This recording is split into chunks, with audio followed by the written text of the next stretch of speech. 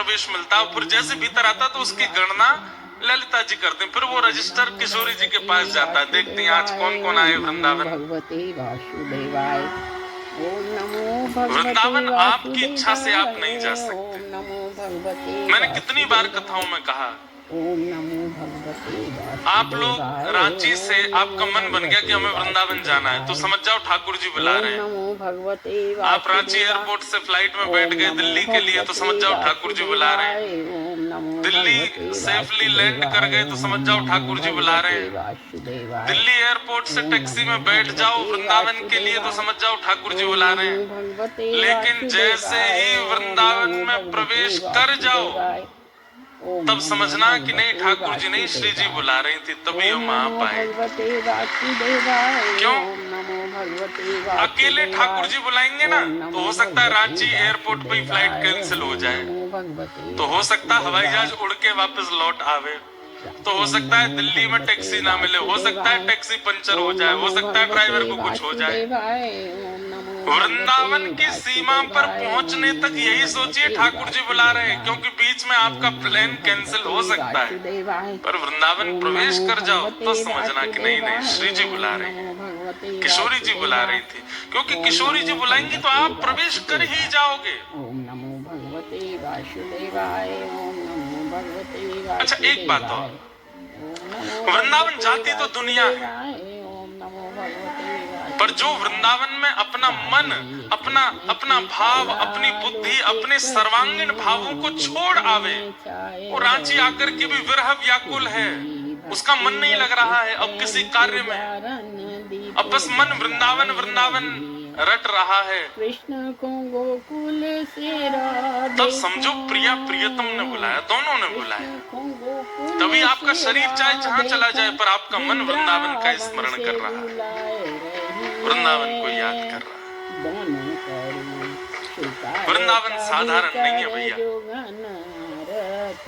कनक कूट कोटिक लग तजिए, भजिए कुंवर कन्हैया, वृंदावन सांचो धन भैया। वृंदावन सामान्य नहीं, वृंदावन प्राप्त हो जाना, वृंदावन में प्रवेश हो जाना, वृंदावन से रुचि हो जाना, सब भगवत कृपा है।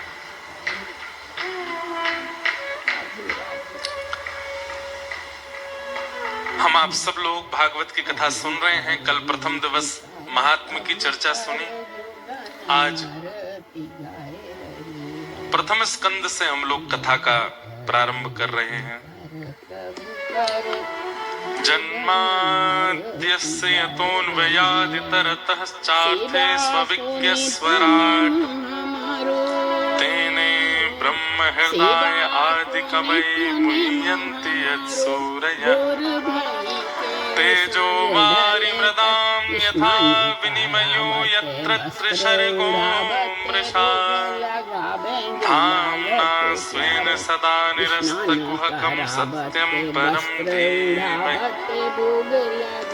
भागवत जी का पहला श्लोक, बहुत सावधानी से सब लोग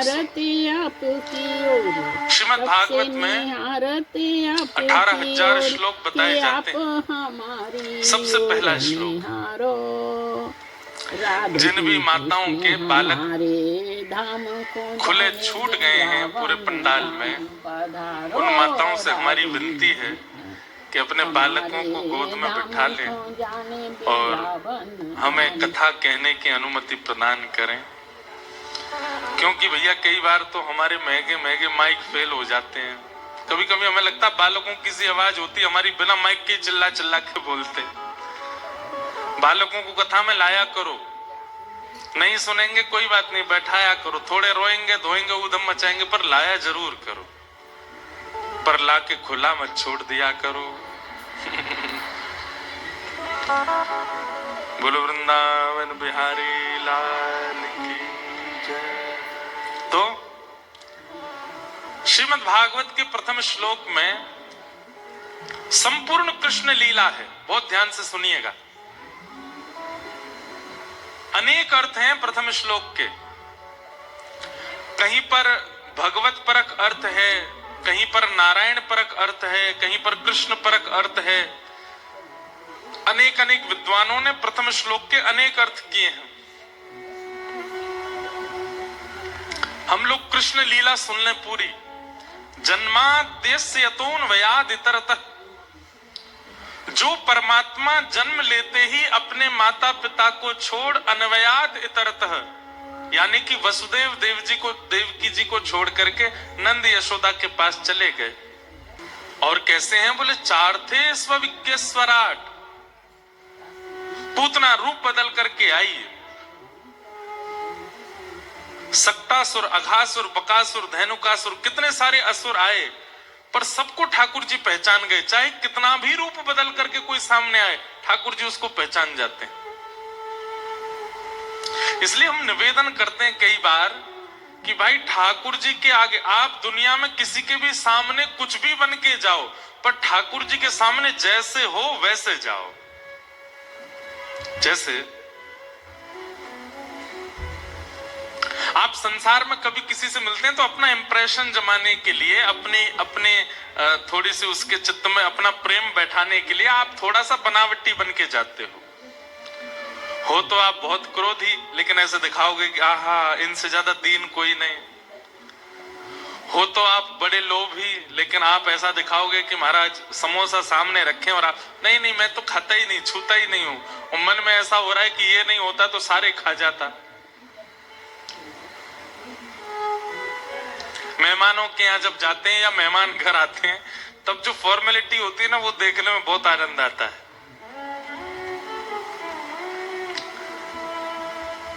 अच्छा, मेहमानों के घर आना या मेहमानों के यहाँ जाना, उसमें एक बड़ी विचित्र सी एक स्थिति होती, पता नहीं आपने अनुभव किया कि नहीं।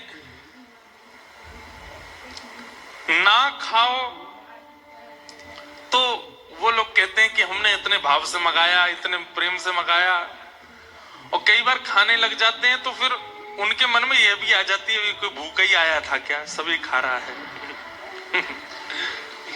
पता नहीं आपको अनुभव हुआ कि नहीं, हमको तो कई बार, अब तो नहीं होता, अब तो हम मेहमानों के यहाँ ना जाते हैं ना आते हैं, हम तो कथा करने जाते हैं। अब तो बचपन में जब हमारे यहाँ कोई मेहमान आते तो वो एक के बाद एक समोसा खाते रहते, तो हमें लगती है सुबह भूखे ही निकले घर से, एक आध छोड़ के नहीं जाएंगे हमारे लिए।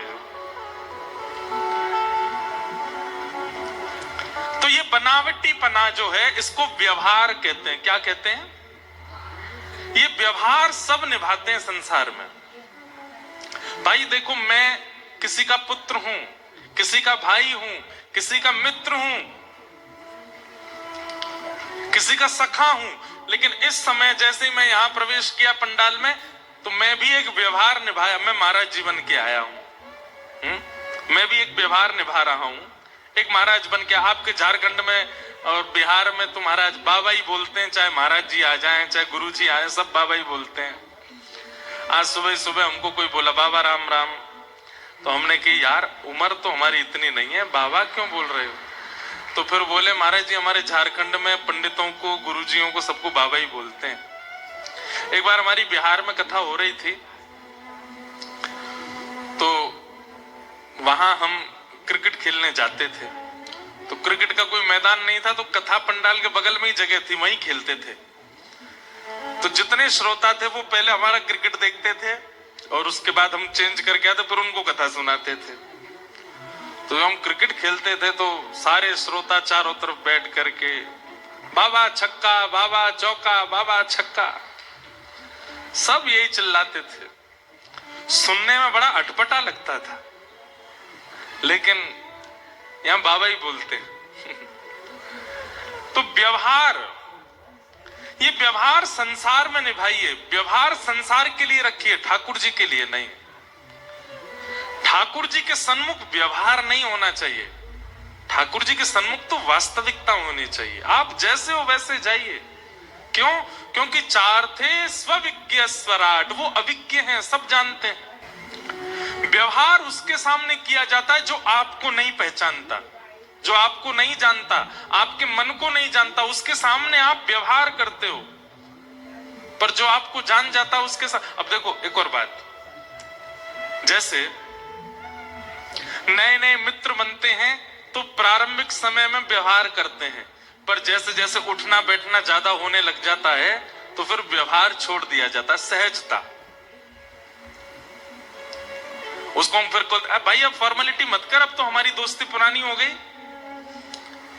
विवाह में भी पति पत्नी प्रारंभिक समय में व्यवहार करते हैं, लेकिन जैसे 1-2 साल निकल जाते हैं शादी के, फिर व्यवहार नहीं होता, फिर फॉर्मेलिटी नहीं होती, फिर वास्तविकता होती है। ठाकुर जी के सन्मुख पहले क्षण से ही व्यवहार नहीं होना चाहिए, वास्तविकता। आप जैसे हो वैसे जाओ। क्यों? चार्थे स्वविज्ञ स्वराट, वो अविज्ञ हैं, अनविज्ञ नहीं है, सब जानते हैं।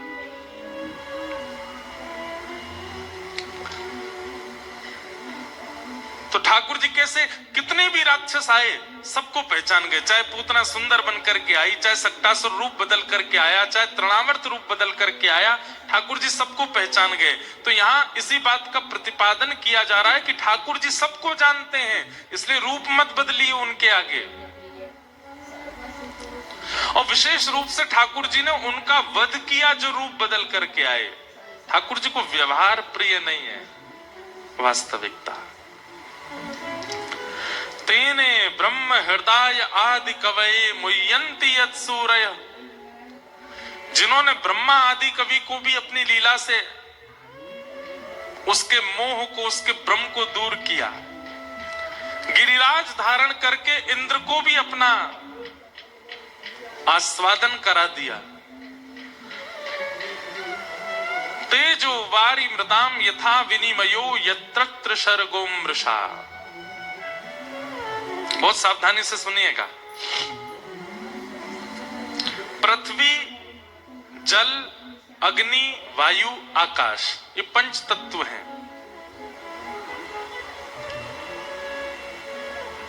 ऐसी भावना रखी जाती है कि नाम जप करने वाला ठाकुर जी को प्रिय है, यज्ञ अनुष्ठान करने वाला ठाकुर जी को बहुत प्रिय है, परिक्रमा करने वाला, कथा सुनने वाला, तिलक लगाने वाला, कंठी पहनने वाला, एकादशी व्रत करने वाला ठाकुर जी को बहुत प्रिय है। पर हमारी एक बात बहुत ध्यान से सुनिएगा, पर्यावरण मित्र यदि व्यक्ति है तो वो ठाकुर जी को अतिशय प्रिय है। समझ रहे हैं बात को? पर्यावरण मित्र वृक्षों से प्रेम करता है, वातावरण को शुद्ध रखने का प्रयास करता है, पृथ्वी को स्वच्छ रखता है, वायु की शुद्धता की चिंता करता है, नदियों की गंदगी की चिंता उसके चित्त में है। ऐसे व्यक्ति की चिंता ठाकुर जी को होती है फिर, क्योंकि स्वयं श्री कृष्ण भी पर्यावरण से बहुत प्रेम करते हैं। हमारे ठाकुर जी को महल बिहारी नहीं कहा जाता, क्या कहा जाता? कुंज बिहारी। क्या कहते हैं? कुंज बिहारी। ठाकुर जी महलों में नहीं रहते। हमारे वृंदावन के ठाकुर जी कहां रहते हैं? लता गुल्म वृक्षों में रहते हैं। कुंज बिहारी, वृक्षों से प्रेम। हमारे ठाकुर जी को गिरिवरधारी कहा जाता है, पर्वतों से प्रेम। हमारे ठाकुर जी को यमुना पुलिन बिहारी कहा जाता है, नदी से प्रेम। हमारे ठाकुर जी वृंदावन में माटी खाते हैं, पृथ्वी से प्रेम। पृथ्वी, अग्नि, जल, वायु, आकाश। भगवान ने 2 बार दावाग्नि पी है, भागवत में कथा आती है। ठाकुर जी 2 बार अग्नि पी गए वृंदावन की लीला में। अग्नि की पवित्रता का भी ध्यान रखते हैं। और तृणावर्त नाम का बवंडर रूपी एक राक्षस आया था, उसको मार करके ठाकुर जी वायु को पवित्र करते हैं, सबसे प्रेम करते हैं। पर्यावरण शुद्धिकरण का ही काम किया है श्री कृष्ण ने अवतार धारण करके। और हम यदि तिलक लगाते हैं, यज्ञ करते हैं, जप करते हैं, कंठी पहनते हैं, एकादशी करते हैं, लेकिन पर्यावरण को शुद्ध नहीं रखते, ठाकुर जी प्रसन्न नहीं रहेंगे। इसलिए हमारी हाथ जोड़ के प्रार्थना, अगर आप वैष्णव धर्म अपनाते हो तो पर्यावरण मित्र भी बनिए। अगर आपके चित्त में पर्यावरण की चिंता नहीं है तो आपके द्वारा किए गए व्रत, नियम, धर्म, अनुष्ठान आदि आदि, इनसे ठाकुर जी प्रसन्न नहीं होंगे। ठाकुर जी को पर्यावरण बहुत अच्छा लगता है। हमारे वृंदावन से तो हम थोड़े से उदास हैं। वृंदावन से उदास नहीं है, वृंदावन आने वाले और वृंदावन के प्रशासन के लोग वृंदावन के प्रति बिल्कुल चिंता व्यक्त नहीं करते। वृंदावन में वन नहीं बचे, वृंदावन में हम स्वयं वृंदावन निवासी हैं। 28 वर्ष की आयु हो गई। 28 वर्ष में पिछले 11-12 वर्षों में आचमन तक नहीं किया होगा अच्छे से यमुना जी का। है ही नहीं जल ऐसा आचमन कर सके। कभी कभी मन में बहुत चिंता होती है कि श्री ठाकुर जी को हम कैसा वृंदावन प्रदान कर रहे हैं। भीड़ तो बहुत हो रही है वृंदावन में, रसिकों की और दर्शनार्थियों की भीड़ तो बहुत हो रही है, पर ठाकुर जी को जो चाहिए वो वृंदावन हम नष्ट करते जा रहे हैं। इसलिए हमारी आपसे प्रार्थना है, हम तो चाहते हैं कि हम ऐसी कोई पहल लेकर के चलें। कथाओं में इतने वैष्णव आते हैं, इतने युवा आते हैं, वृंदावन को पुनः वन बनाया जाए, वृंदावन फिर से वन बने, वृंदावन में यमुना जी परम पवित्र हो जाएं, शुद्ध हो जाएं। हमारे ठाकुर जी शायद फिर से रमण करने लगेंगे वृंदावन में।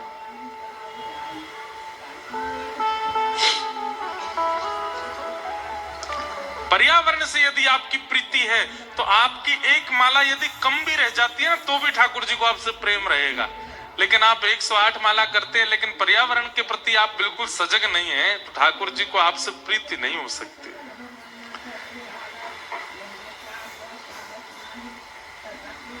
इसलिए पर्यावरण मित्र बनिए।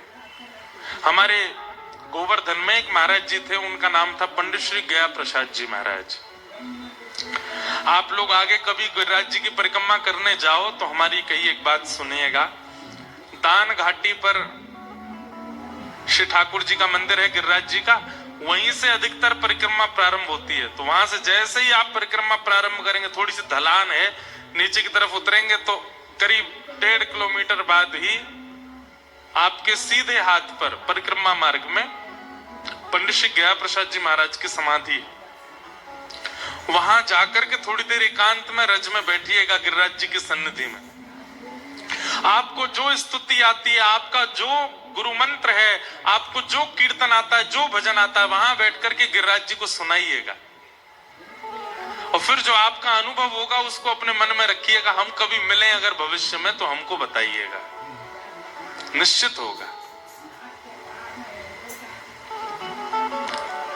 तलहटी गोवर्धन की रही, तलहटी गोवर्धन की रही। हमारे ब्रज में गाते हैं, एक पद है तल है। अच्छा, आप में से गिरिराज जी गए कितने लोग हैं? हाथ ऊपर करना। जितने लोग कथा पंडाल में हैं उसके लगभग 15% लोग ही गए हैं। अगली बार ब्रज जाइए, बिना गिरिराज जी की परिक्रमा लगाए मत आइएगा लौट करके। हम एक बात घोषणा करके कह रहे हैं कथा में, ठाकुर जी यदि आपसे प्रसन्न हो गए तो वृंदावन में 2 स्थान ऐसे हैं जहां ठाकुर जी आपको दर्शन दे सकते हैं। यदि मन बनाएंगे दर्शन देने का तो 2 ही स्थान हैं, या तो वृंदावन में यमुना का तट, वहां ठाकुर जी आपको दिख सकते हैं, या गोवर्धन की तलहटी श्री गिरिराज जी। हमारे श्याम सुंदर कहां हैं वृंदावन में? यमुना के तट पर या गिरिराज जी की तलहटी में।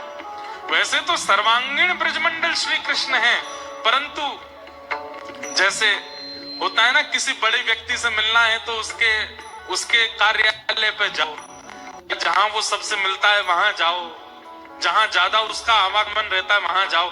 तो हमारे ठाकुर जी रहते तो पूरे वृंदावन में है, पूरे ब्रज में है, लेकिन विशेष आवागमन ठाकुर जी का यमुना जी के तट पर और गिरिराज जी की तलहटी में। गिरिराज जी जाके क्या करना चाहिए इस पद में लिखा है, ध्यान से सुनिएगा और गाइएगा हमारे साथ। तलहटी गोवर्धन की रही, तलहटी गोवर्धन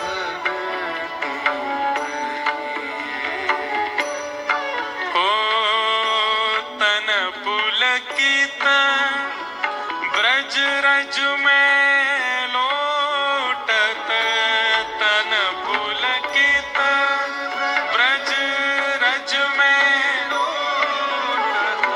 वृंदावन में हमारे रांची की ये कथा पूर्ण रूपेण ब्रज के भाव से ही कहेंगे हम। और इसमें कारण ये है कि इतना ब्रज ब्रज ब्रज ब्रज चारों ओर दिखा दिया हमको कि अब हम यहाँ ज्यादा ज्ञान वैराग्य की चर्चा कर नहीं पाएंगे। हमको वृंदावन ही याद आ रहा है यहाँ पे, इसलिए सुनिएगा ब्रज भाव। वृंदावन में जाइए और जाकर के महाराज वृंदावन की रज में यमुना जल मिलाइए और यमुना जल मिला करके सिर पर लगा लीजिए, अपने गालों पर लगा लीजिए, बढ़िया रज यहाँ लगा लो। सुंदर वृंदावन की रज में लौट करके अपने सर्वांगीण अंग को ब्रज रज में अंकित कर दो। उससे क्या होगा? तन ने जितने भी पाप किए होंगे, तन से जो भी पाप बन चुके होंगे, सब नष्ट हो जाएंगे वृंदावन की रज से। तन पुलकित ब्रज रज में लोटत, तन पुलकित ब्रज रज में लोटत, गोविंद कुंड में नैये, गोविंद कुंड में नैये,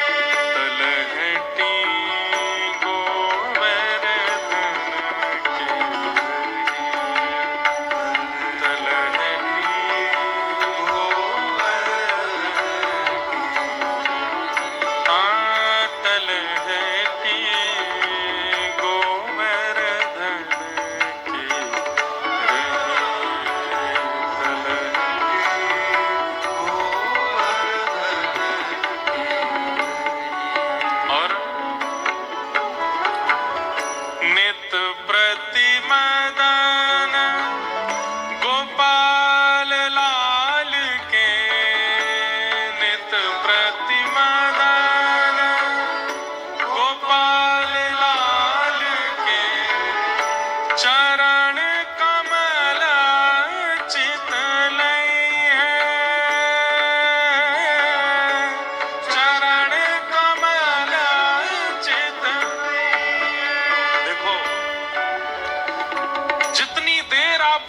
में रहते हैं उतनी देर ठाकुर जी के त्रिभंग चरण, ये नीचे चरण है ना ऐसे त्रिभंग चरण, श्री राधा रमण जी के त्रिभंग चरण, राधा वल्लभ जी के त्रिभंग चरण, इन चरणों का चिंतन करते रहिए। हम लोग क्या करते हैं? नेत्र बंद करके मुखमंडल का स्मरण करते हैं, राधा वल्लभ जी ऐसे, राधा रमण जी ऐसे, बिहारी जी ऐसे। नहीं, चरणों को गाढ़ करके देखिए। बिहारी जी के तो चरण ही नहीं दिखते, साल में एक बार दिखते हैं बस। बहुत अनमोल वस्तु होती है ना, वो कभी कभी दिखाई जाती है। सोचो चरण कितने अनमोल हैं। ठाकुर जी मुख तो रोज ही दिखाते हैं अपना, चरण कभी कभी दिखाते हैं। इसलिए जब चरण देखने को मिले, ठाकुर जी के चरणों को गाढ़ करके देखिए और उनको चित्त में बैठा लीजिए। और वृंदावन में जितनी देर रहो, बार बार नेत्र बंद करके त्रिभंग चरणों का स्मरण करते रहो। आप लोगों को ये बात यहाँ बैठ करके इलॉजिकल लगेगी, लेकिन जब वृंदावन जाओगे ना, तब आप याद करेंगे इस भाव को। ठाकुर जी के चरण कैसे हैं? संचिंतयेत भगवतस् चरणारविंदम वज्रांकुशध्वज सरोरुहलांचनाट्यम उत्तुंग रक्त विलसन नख चक्रवाल। श्री ठाकुर जी के चरणों में ऐसे ऐसे चिन्ह हैं कि उस चिन्ह से हमारे विकार, हमारे दोष, हमारी आपत्ति, हमारी पीड़ा, हमारे विषाद, वो सब नष्ट हो जाते हैं। कई लोग कहते हैं ना, हमारा मन नहीं लगता, हमारा मन स्थिर नहीं रहता, मन भागता रहता है। ठाकुर जी के चरणों का रोज स्मरण किया करो। आप अपने मंदिर में, अपने मोबाइल फोन में या कहीं पर भी ठाकुर जी का चित्र लगाते हो ना, जूम करके केवल चरणों का चित्र रखो और वही देखते रहा करो। उसी से ही फर्क दिखने लग जाएगा, आपका मन स्थिर होने लग जाएगा। वृंदावन में जितनी देर रहो, ठाकुर जी के बार बार नेत्र बंद करके चरणों का स्मरण करते रहो। नित प्रतिमदन गोपाल लाल के, नित प्रतिमदन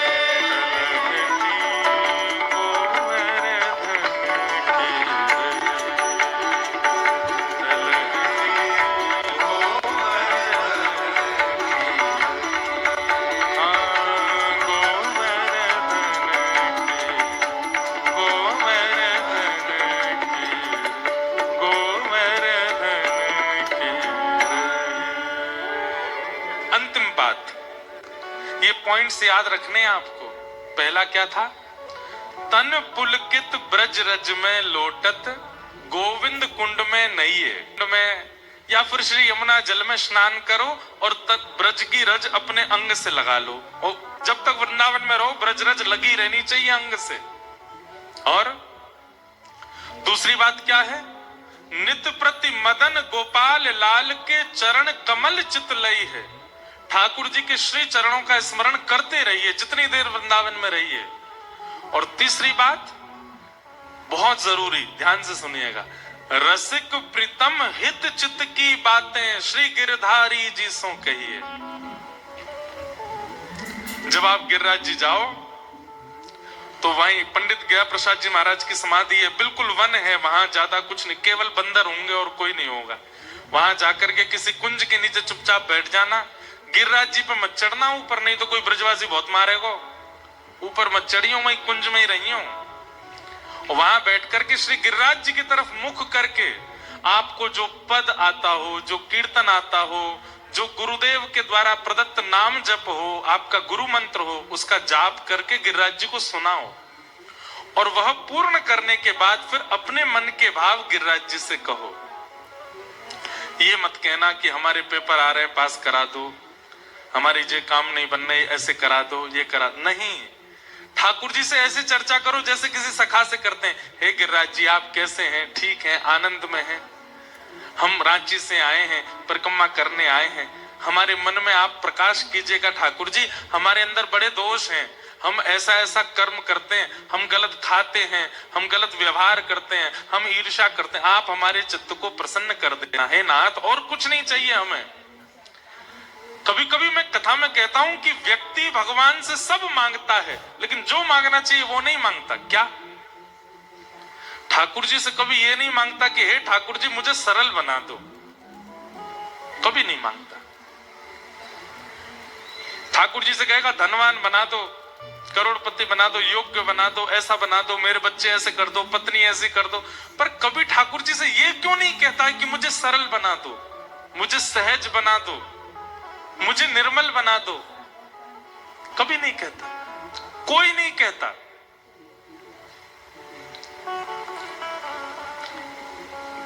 रसिक प्रीतम हित चित्त की बातें श्री गिरधारी जी सो कहिए, तलहटी गोवर्धन की रही है। गिरिराज जी से थोड़ी देर बैठ के वार्ता करना, और ये मान करके नहीं कि ये पाषाण है, ये मान करके साक्षात श्री कृष्ण है, वो बात करो। और चर्चा करने के बाद फिर गिरिराज जी की परिक्रमा करो। आपने जितनी चर्चा गिरिराज जी से करी है ना, सबके प्रति उत्तर पूरी परिक्रमा में आपको मिलते रहेंगे। ऐसा लगेगा गिरिराज जी कुछ कह रहे हैं कान में, गिरिराज जी कुछ बात कर रहे हैं। ये सब बहुत अंतरंग रसिकों की बातें हैं, हम पता नहीं क्यों आपके बीच कह रहे हैं, पर कह रहे हैं। कोई रसिक ही बैठा है यहाँ पे, इसलिए निकल रही हैं बातें। ये सब ब्रज जावे वारे और ब्रज में रहवे वारे इनके काजे सूत्र हैं। तो ये चर्चा हमने क्यों की? पर्यावरण से प्रीति जिसकी है, ठाकुर जी को प्रीति उससे है। आपका नाम जब, आपका तिलक, आपकी एकादशी, आपकी तुलसी, निष्ठा, इन सब निष्ठाओं में बढ़ोतरी होने लग जाएगी अगर आप पर्यावरण से प्रीति करने लग गए तो। लेकिन केवल नाम जप और तिलक आदि के भाव में ही है, पर्यावरण के प्रति आपका कोई सजगता का भाव नहीं है, तो आपकी भक्ति में कहीं ना कहीं कटौती होती रहेगी। तो पंडित श्री गया प्रसाद जी महाराज के लिए मैं चर्चा ये कर रहा था, आपकी सेवा क्या थी? आप गिरिराज जी में रहते थे और आपकी एक ही सेवा थी, क्या?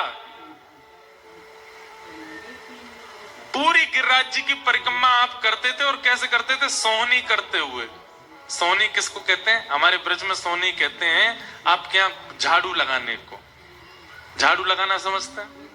यहाँ पे झाड़ू ही बोलते हैं ना, और तो कुछ नहीं बोलते। पूरे गोवर्धन में परिक्रमा करते और झाड़ू लगाते भय, सोहनी करते भय। और सोहनी भी देखिए, झाड़ू लगाने वाले जो है वो जोर जोर से झाड़ू लगाते हैं, पर श्री पंडित गया प्रसाद जी महाराज इतने धीमे धीमे सोहनी करते थे कि ब्रज रज भी रानी हैं, इनको चोट ना लगे, इनको पीड़ा ना हो, इतने धीमे धीमे सोहनी करते थे। किसी ने कही बाबा तुम सोनी काय को करो, तो बोले अरे तू जाने ना है, नंद को लाला आवेगो, आकर के यहाँ विचरण करेगो, और कहीं वाके पामन में कांटे लग गए तो, वाके पामन में कछु गंदगी लग गई तो, या हमारे मैं सोनी कर रहा हूं पूरे ब्रज रज के। और उनका नियम था कि जब सोनी करते करते झाड़ू छोटी सी हो जाती थी तो फिर ब्रज रज में गड्ढा करके और उसमें पुष्प पधरा के फिर सोनी को उसमें विराजमान करके ऊपर से मिट्टी ढकते और फिर महाराज भंडारा करते, और भंडारा करके कहते बोले भैया बड़ भागनी है ये सोनी, अपने जन्म से लेके अंत तक ब्रज रज में ही रही, कहीं और गई नहीं, कितनी बड़ भागनी। अद्भुत भाव है ब्रज का। ऐसी सेवा भाव हमारे चित्त में कब आएगा ठाकुर जी के प्रति, ब्रज के प्रति।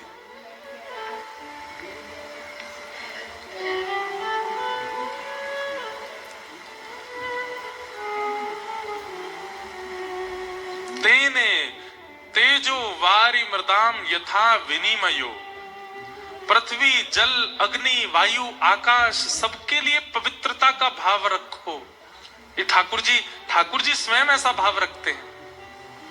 तेजो वारी मृदाम यथा विनिमयो यत्र शर्गोम मृषा, 3 स्थानों पर ठाकुर जी ने लीला की, ब्रजधाम, हस्तिनापुर और द्वारिका।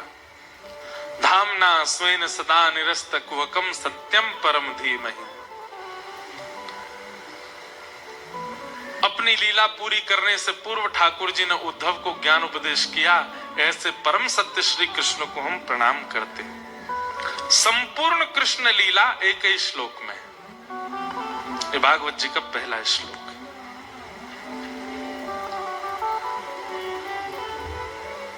ठाकुर जी के यदि प्रिय बनना चाहते हो ना भैया, तो पर्यावरण के प्रति सजग हो जाइए। किसी वैष्णव की आज्ञा से आप तिलक धारण करने लग गए, वैष्णव की आज्ञा से आप नाम जप करने लग गए, वैष्णव की आज्ञा से आप रज धारण करने लग गए, वैष्णव की आज्ञा से आप राधा राधा राधा नाम उच्चारण करने लग गए, उसी वैष्णव की आज्ञा है पर्यावरण के प्रति थोड़े पवित्रता का ध्यान दो। ठाकुर जी उससे प्रसन्न होते हैं। पर्यावरण के प्रति सजगता और गौ सेवा के प्रति सजगता। हम एक बात और कहते हैं कथा में, अगर किसी व्यक्ति को गौ सेवा से घृणा होती है ना, या गोबर से, गौमूत्र से, गैया से थोड़ा भय लगता है, तो ये समझ जाओ जाकू गैया ते डर लगे ना, ठाकुर जी को वाते डर लगे। जो गैया के मारे डर जाए ना, ओ गैया आ गई भागो, ऐसे वो व्यक्ति जब ठाकुर जी के पास जाता होगा तो ठाकुर जी को ओ भैया डर लग रहा भागो, ये मेरी गैया ते डरे, मुंह याते डर लगे। और जिस प्रकार गौ गोबर से जिनको दुर्गंध का अनुभव होता है, गौमूत्र से दुर्गंध का अनुभव होता है, ठाकुर जी को उनसे दुर्गंध का अनुभव होता है। इसलिए गौ सेवा और पर्यावरण सेवा, ये 2 सेवा चित्त में लेकर के आइए, तभी ठाकुर जी आपसे प्रेम करेंगे।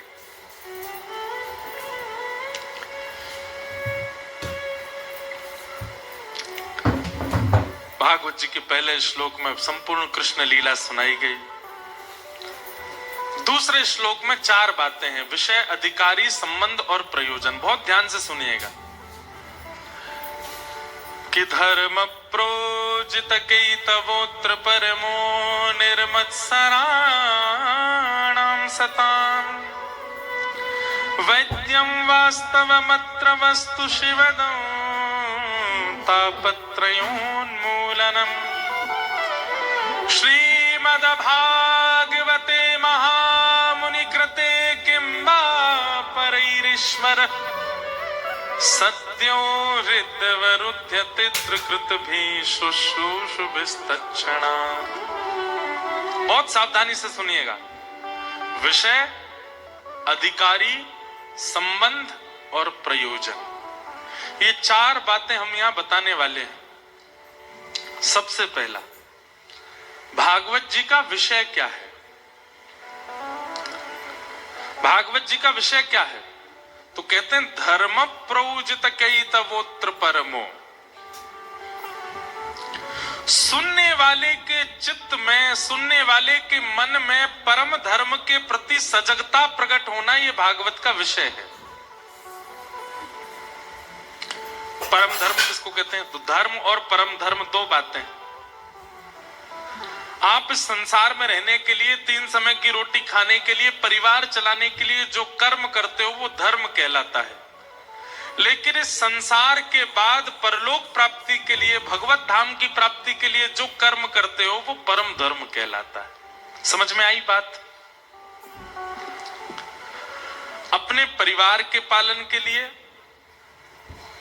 3 समय की रोटी पाने के लिए, एक प्रकार से व्यवहार निभाने के लिए जो भी कर्म आप करते हो, आप दुकान चलाते हो, आप जॉब करते हो, आप बिजनेस करते हो, आप ड्राइवर हो, आप पायलट हो, आप जो कुछ भी हो, सजगता से और बिना किसी घोटाले के, बिना किसी अपराध के आप जो कर्म करते हो वो धर्म कहलाता है। लेकिन देह के भीतर जो आत्मा विराजमान है उसके कल्याण के लिए जो कर्म किया जाता है वो परम धर्म कहलाता है। देह कल्याण के लिए जो कर्म वो धर्म, और देह के भीतर विराजमान आत्मा के कल्याण के लिए जो कर्म है वो परम धर्म। हम सब धर्म तो करते हैं पर कई बार परम धर्म में हमसे चूक होती रहती है। देह का कल्याण हो, देह का उद्धार हो, देह सजग हो, देह आनंदित हो, इसका विचार पूरी दुनिया करती है। और कई बार हम देवालयों में, तीर्थों में, कुंभ जैसे महापर्वों में भी केवल देह की उपस्थिति और देह के कल्याण के लिए ही जाते हैं, आत्मा का कल्याण नहीं सोचते। कई लोग रील बना रहे हैं, वीडियोस बनाते हैं, तो वो ऐसा कहते हैं कि हम प्रयाग में नहा लिए, मतलब हम क्या क्या करने आए? तो बोले पाप धोने आए थे, अपने पाप धोने आए थे।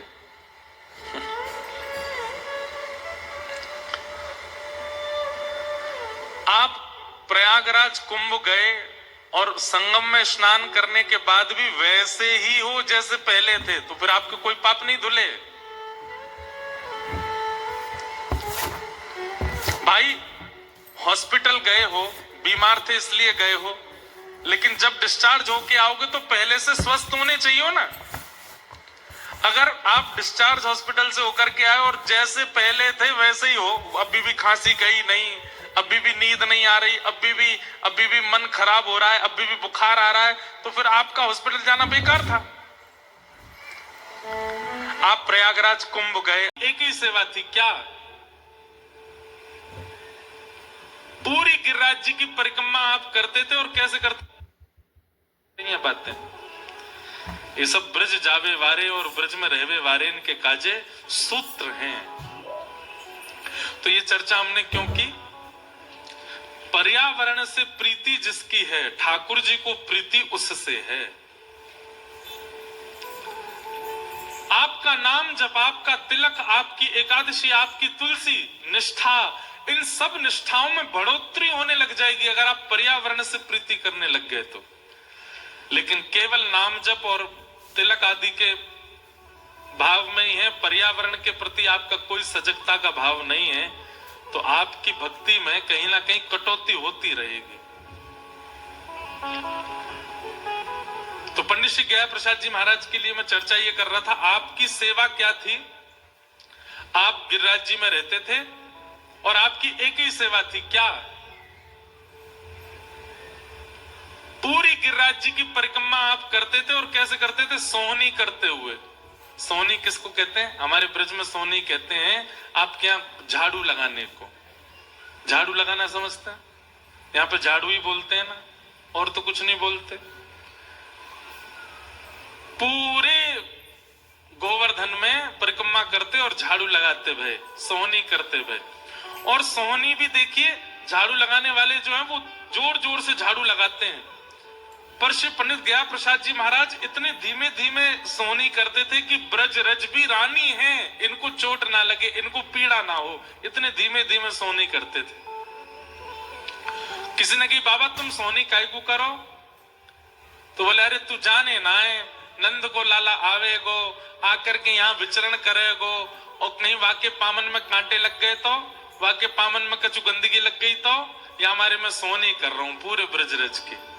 और उनका नियम था कि जब सोहनी करते करते झाड़ू छोटी सी हो जाती थी तो फिर ब्रज रज में गड्ढा करके और उसमें पुष्प पधरा के फिर सोहनी को उसमें विराजमान करके ऊपर से मिट्टी ढकते और फिर महाराज भंडारा करते, और भंडारा करके कहते बोले भैया बड़ भागनी है ये सोहनी, अपने जन्म से लेके अंत तक ब्रज रज में ही रही, कहीं और गई नहीं, कितनी बड़ भागनी।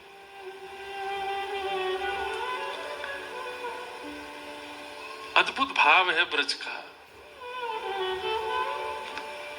ऐसी सेवा भाव हमारे चित्त में कब आएगा ठाकुर जी के प्रति, ब्रज के प्रति?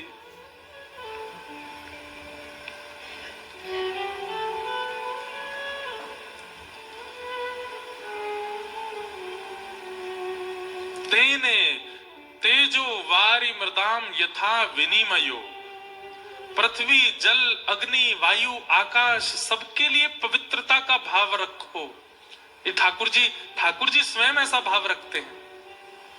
तेजो वारी मृदाम यथा विनिमयो यत्र शर्गों मृषा, 3 स्थानों पर ठाकुर जी ने लीला की, ब्रजधाम, हस्तिनापुर और द्वारिका।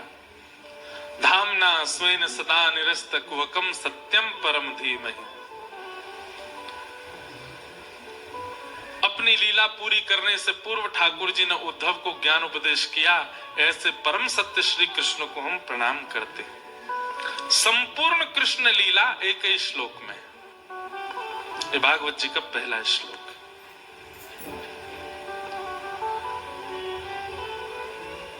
ठाकुर जी के यदि प्रिय बनना चाहते हो ना भैया, तो पर्यावरण के प्रति सजग हो जाइए। किसी वैष्णव की आज्ञा से आप तिलक धारण करने लग गए, वैष्णव की आज्ञा से आप नाम जप करने लग गए, वैष्णव की आज्ञा से आप रज धारण करने लग गए, वैष्णव की आज्ञा से आप राधा राधा राधा नाम उच्चारण करने लग गए, उसी वैष्णव की आज्ञा है पर्यावरण के प्रति थोड़े पवित्रता का ध्यान दो। ठाकुर जी उससे प्रसन्न होते हैं। पर्यावरण के प्रति सजगता और गौ सेवा के प्रति सजगता। हम एक बात और कहते हैं कथा में, अगर किसी व्यक्ति को गौ सेवा से घृणा होती है ना, या गोबर से, गौमूत्र से, गैया से थोड़ा भय लगता है, तो ये समझ जाओ जाकू गैया ते डर लगे ना, ठाकुर जी को वाते डर लगे। जो गैया के मारे डर जाए ना, वो हम गुरु नहीं है आपके, पर जितनी देर कथा सुना रहे हैं उतनी देर आपको गुरु भाव रखना पड़ेगा।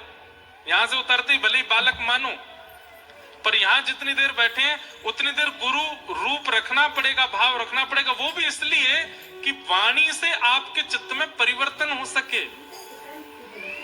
बिना गुरु भाव के, बिना गुरु निष्ठा के परिवर्तन असंभव है।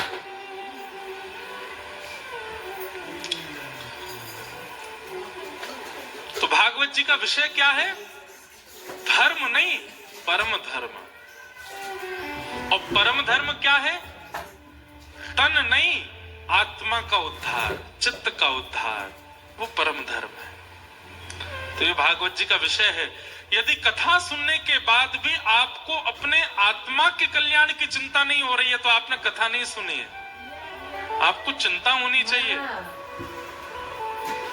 मेरे इस तन में जो विराजमान आत्मा है उसकी गति क्या होगी, ये चिंता आपकी बने, तब समझो आप कथा सुन रहे हैं।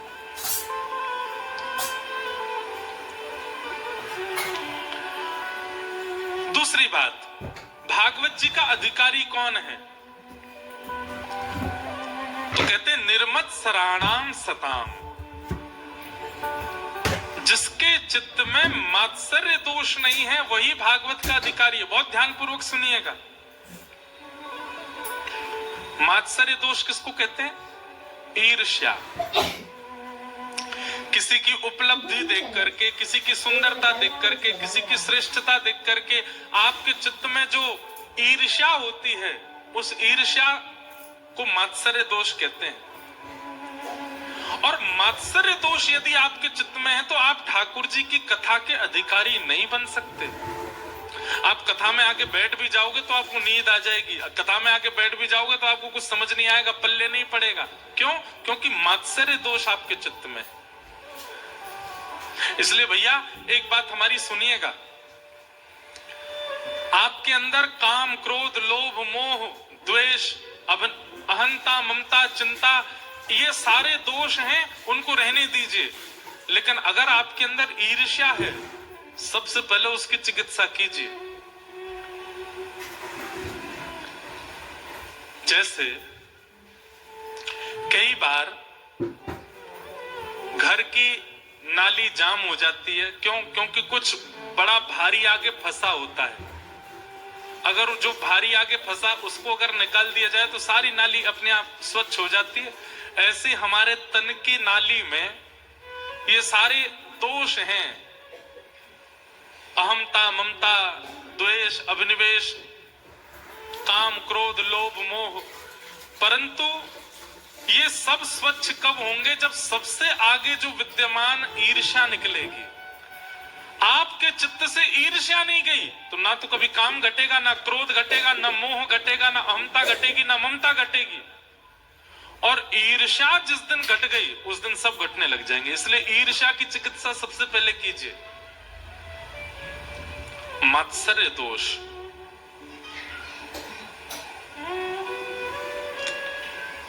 ईर्ष्या, हम कथा में कहते हैं कामी, क्रोधी, लोभी, मोही सब भगवान की प्राप्ति कर लेंगे, लेकिन ईर्ष्यालु प्राप्त नहीं कर सकता। किसी की उपलब्धि देख करके, किसी का बहुत धन धान्य देख करके, किसी की सुंदरता देख करके आप जब उससे चिढ़ जाते हैं या आपके चित्त में ईर्ष्या आती है, आप कहीं ना कहीं ठाकुर जी के मिलन से वंचित हो रहे हो।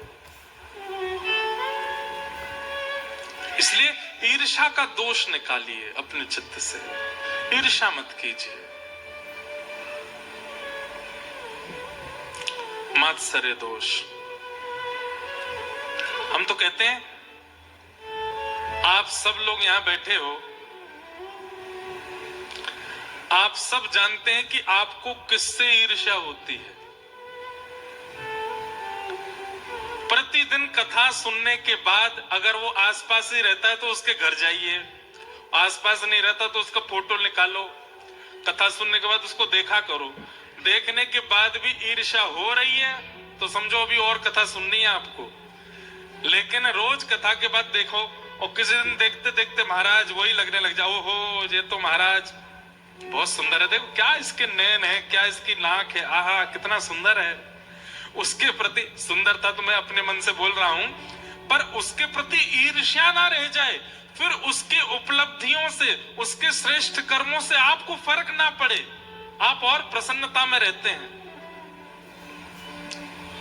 तब समझिए कि आप कथा सुने हैं और कथा का प्रभाव आप पर हो रहा है। लेकिन कथा सुनने के बाद भी ईर्ष्या का दोष नहीं गया,